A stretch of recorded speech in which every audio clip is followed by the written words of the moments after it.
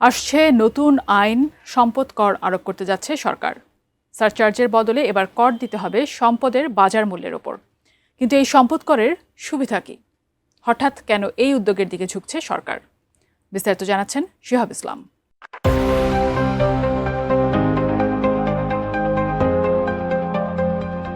আগামী 2026-27 অর্থবছরে সারচার্জের পরিবর্তে সম্পদ কর আরোপের পরিকল্পনা করছে সরকার।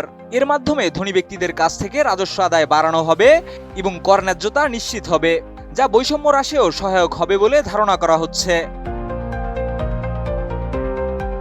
এতে দলিল মূল্যের পরিবর্তে জমির বাজার মূল্য বা মৌজা মূল্যের উপর কর নির্ধারণ করা হবে।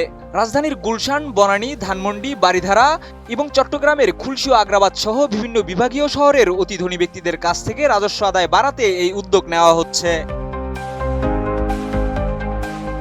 জাতীয় রাজস্ব বোর্ড জানিয়েছে, নতুন ব্যবস্থায় সম্পদ কর প্রবর্তনের ফলে কর ন্যায্যতা বাড়বে এবং বৈষম্য হ্রাস পাবে।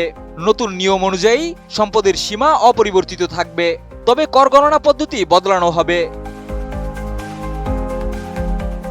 উদাহরণ হিসেবে, একজন করদাতার সম্পদ মূল্য 5 কোটি টাকা এবং তিনি বছরের 1 লাখ টাকা আয়কর দেওয়ার সময় সারচার্জ দিতে হয় 10,000 টাকা।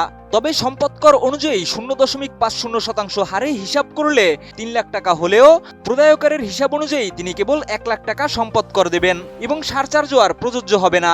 এভাবে মোট করের উপর অতিরিক্ত বোঝা তৈরি হবে না।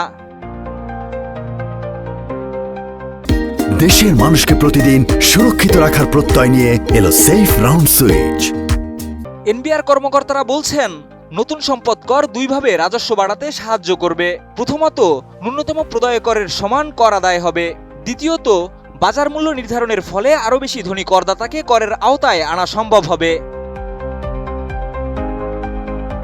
বিশ্লেষকরা মনে করছেন, সঠিকভাবে সম্পদ কর বাস্তবায়ন করলে দেশের রাজস্ব আয় উল্লেখযোগ্য হারে বৃদ্ধি পাবে এবং ধনী ও গরিবের মধ্যে বৈষম্য হ্রাসে সহায়ক হবে।